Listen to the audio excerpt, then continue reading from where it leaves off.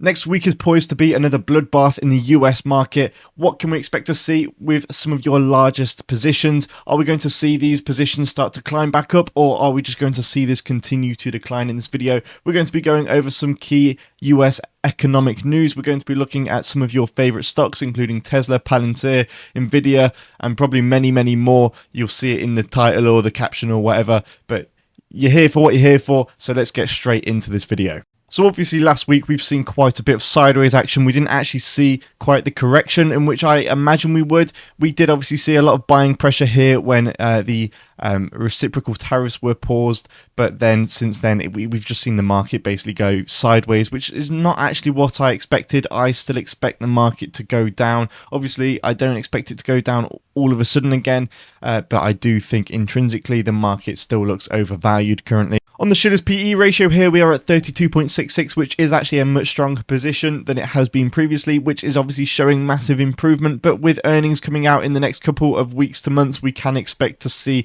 US companies basically say what their mindset is with these tariffs and how they think they are going to be affected by them, which will obviously have a big role to play when it comes to deciding for large investors whether or not they're actually going to get in or out of their positions. So that is definitely a positive for the US economy right now, looking at that Schiller's PE ratio coming back down to more healthy levels. But on a fear and greed index here, we can see that the US markets are still at a extreme fear here, with a score being of 21. Previously this was at 4, so we are obviously making improvements here as well, as of course the market is going sideways more now and it isn't actually falling off as much as it previously has done. But there is obviously still massive concerns around tariffs, and now there is obviously a new concern around Jerome Powell, with Donald Trump blasting Fed Chair Jerome Powell, saying his termination cannot come fast enough. Basically, he really doesn't like Jerome Powell because he doesn't really appreciate what he's doing with interest rates, as it's obviously not helping the US national debt, with interest rates permanently being relatively high. So he's trying to get interest rates down, and Jerome Powell being, the Fed being independent from the US government, Trump doesn't really have much say on it. And if Jerome Powell does actually seem to get fired or let go or resign, then it could cause speculation around potential corruption with the US Fed system, which would obviously lead to a large sell-off in the US economy. That's not something that we want to see. That would be quite surprising. But that's not to say that it's not impossible, because in this current administration, the amount of power in which they seem to have, it looks to be as if that anything could really happen. And if Donald Trump really wants to force Jerome Powell to potentially resign, then that could happen. And that would just be another catalyst on top of the current US tariffs, which would just push the market further and further down. Even if you like or dislike Jerome Powell, you've got to admit that if he suddenly resigns because of these essential pressures, then it does show potential signs of almost corruption, which would just push this down massively. Furthermore, with current US tariffs all the way up at 245% on the Chinese, we can just expect this to just continue, and it's definitely not something which is good. It's actually quite a negative on the US economy, of course, but I'm not going to go on about tariffs because I'm sure everybody now knows about tariffs. Not only do they know about tariffs, but they are also just fed up of them at this point. But here we can see that the UK is now closer to a trade deal with the US. And it isn't just the UK, there is other countries like Japan, the EU, which isn't a country, of course, and Italy, which is obviously within the EU, which is kind of acting as a mediocre, mediocre, is that the word? Probably not. It's like a middle ground between the EU and the US currently, which is just like almost playing the, I can't remember the word, the mediator, that's the word.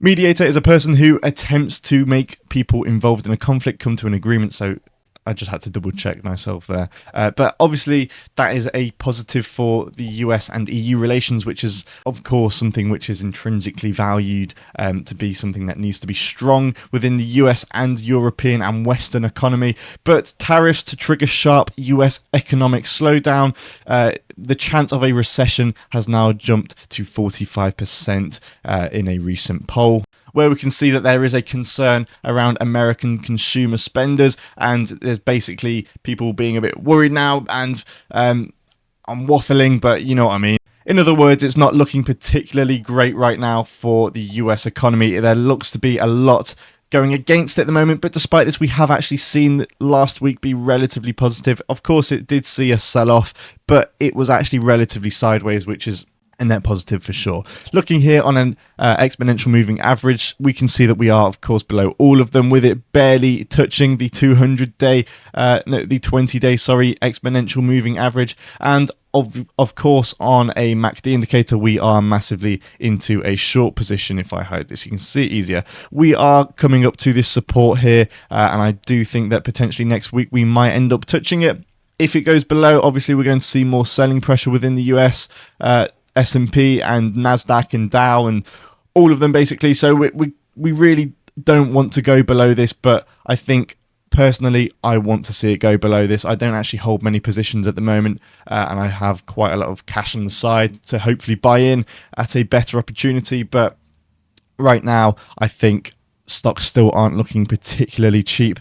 On my breakout indicator here, there's only two stocks which are doing well. One being Celsius, which I've always shouted from the top of the hills about, well, not always, recently, within the last 6 months, and Copart has done relatively well as well. We'll get onto some of these stocks later on in the video, but for now, let's just focus on the broad market conditions. So from the start of the week here on the 14th, we have seen this market continue to go down, but it's not gone down significantly, which is actually showing there is quite a lot of resistance. It did touch the 15-minute support here, but it did actually rebound from this, and it was playing near the resistance there. But it will be interesting to see what exactly will happen next week with this. On the MACD indicator, it is actually in a long position, but very, very barely. And on a moving average, it is just around all of them at the moment, which is actually quite positive, as it shows that the momentum, the short selling momentum has definitely died down a bit. And of course, this correlates quite nicely onto the NASDAQ as well, so there's not really much point in doing a whole section on the NASDAQ. So now we're going to get into a section where I go over some of your favorite stock picks, some of the stocks in which you might potentially be holding right now, or some stocks in which you might potentially be looking to buy into. I'm going to be saying whether or not they look overvalued or undervalued. I have recently just refreshed most of my analysis for some of these stocks, so let's get straight into this and start off with Hims and Hers. So I do really like Hims and Hers as a company, but on the other hand, I have just now recently done a valuation for Hims and Hers, and it's not particularly looking too great with the new numbers coming in. I have an intrinsic value on the bullish side to be set at $43, and on the low side of 23, with a discounted free cash flow for 9 years growth coming in at 143. This putting this year's growth only at $15. And with the current price for Hims and Hers being set at $27, it's fair to say that this stock currently looks to be a hold. So here you can see how I conducted the intrinsic valuation for this. So on the left, we do have the bullish valuation to be set at 42, and on the right of only 22. So I think it's fair that with the current price being set at 27, this does definitely look to be a hold. If we look on a Peter Lynch's valuation, we get a result of 0.7, which indicates this stock is overvalued, but I like to bump that up just a bit to say it's fairly valued because it's very bearish. And on a discounted free cash flow analysis here, if you can see, we are priced in to be overvalued right now, with this year's growth only being at $15 worth on a discounted free cash flow model. So I think it's fair to say that Hims is a good stock, and it is definitely something in which if you're looking to hold long term will do really well. But as of right now, it looks to be fairly valued. I don't think I can necessarily say it looks undervalued at these numbers, but I do think it is still a good stock. We are obviously in a short position on the MACD indicator day chart. And just here you can see how these numbers have changed over the last couple of months. This is 2 months difference, and on the bullish side, I've had Hims shares to go from $66 to $43, and on the bearish side to go from $34 to $23. And actually, quite interestingly, based off of 14 analysts here, we can see that the general consensus is that Hims and Hers is actually a hold, with a price target being set at a high of 85 and a low of 22 over the next 12 months. So the analysts do actually agree with me here. So again, Hims and Hers, a great company. Long term will do absolutely fine, but I can't recommend getting in at these levels currently with the projected growth for the next couple of years. So now we're going to take a look at Tesla. This is a company in which I haven't done a discounted free cash flow or intrinsic valuation model for in probably like 4 months, just because I think this stock is stupid. I don't really like Tesla.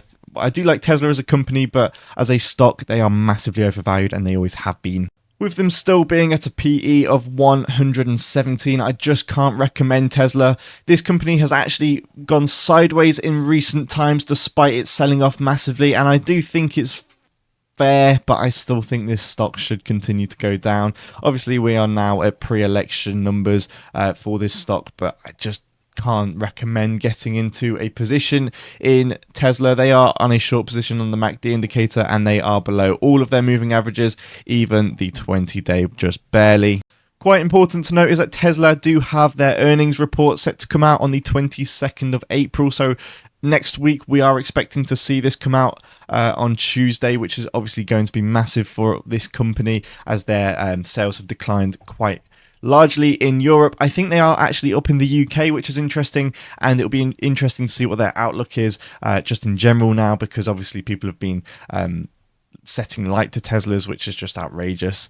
But it'll be really interesting to see how they think that will affect future outlook for their company. And I do think that will give really good insight as to how Tesla think that these recent tariffs will affect them going forward, as of course Tesla is obviously manufactured in the United States, but a lot of electronic parts will of course come from China.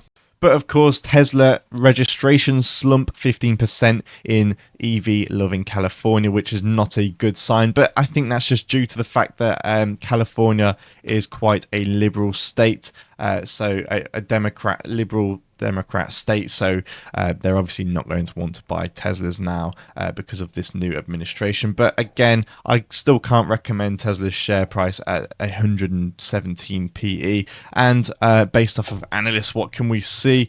Well, I imagine they're probably going to put this at a sell. That's a leveraged share, bear with me. So based off of 48 analysts, we have a general consensus of a hold here, which is fair. I can't say that it's a buy. Definitely not. I could potentially say it's a sell.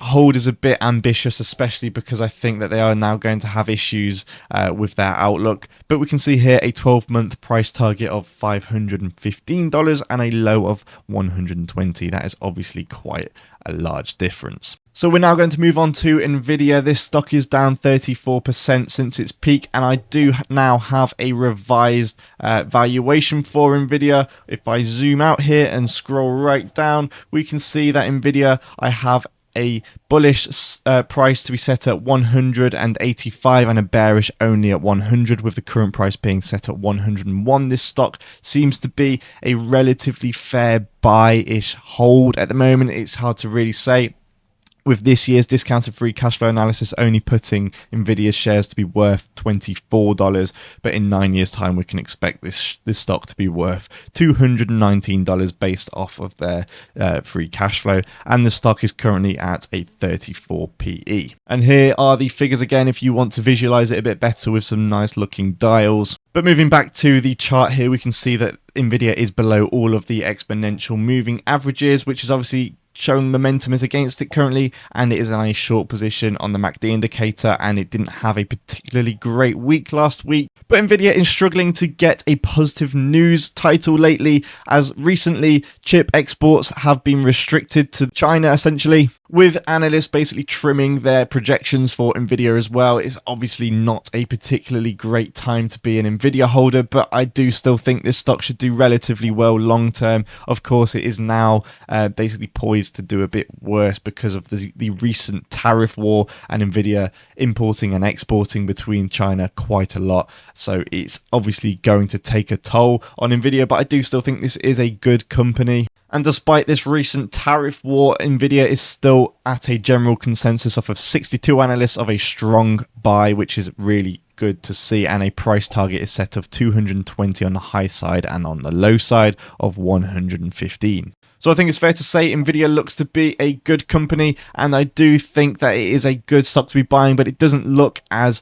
undervalued as it previously did. Looking here on my historic analysis, obviously this is only accounts for 2 months because I've only just started putting this chart together, but we can see here that on the high side, this is on the wrong side for some reason, the high side was set at 246 before, and now it's only set at 185, so it's had quite a significant drop off. Just quickly, I just spat on my mic. Quickly, That's disgusting. As I was saying, please do hit the like and subscribe if you are enjoying this video so far. It would be greatly appreciated. But now we are going to move on to SOFI. Now, this is a company in which I still have to be massively undervalued. If I move here at my chart, we can go off of here. We can see that previously I had a price projection for SOFI to be set at $118, but this has only just increased. Previously, I had SOFI to be valued at $118, and now it is valued at $146. That is on the high side, and on the low side, it was valued at $90, but on the low side, it has actually now dropped to $74, which is really interesting.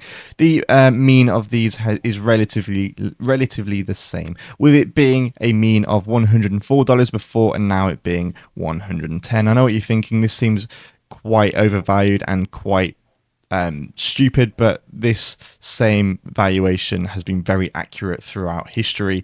It's just Graham's formula, and if you do want to see it, it is here on a nice visual for you.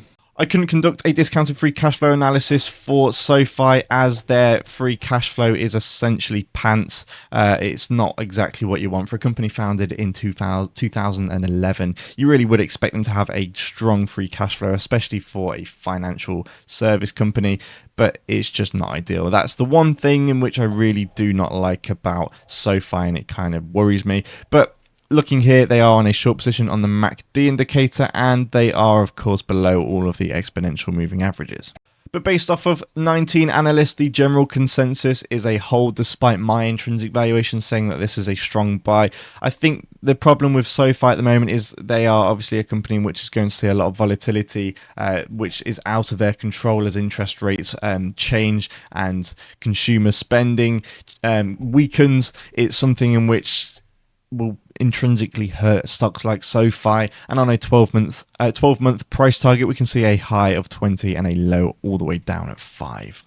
But despite this, SOFI is still continuing to power on, with it securing a $3.2 billion expansion into loan platform business across agreements with Fortress and Edge Focus, which is really positive as it shows that SOFI is still moving forward with business as usual, despite the concerns around interest rates and retail investors. And it's really good to see them partnering with other businesses within this area. So now we're looking at Supermicro. This is a company in which has been beaten down again quite harshly this last week, but again, this company is still trading at incredibly low margins, with their PE only being at 13.7 currently, and the analysts are actually putting this in as a hold despite this, based off of 14 analysts, and a price target is set at a high of 93 and a low of 15. But this stock could definitely be one in which could blow up within the next 5 years.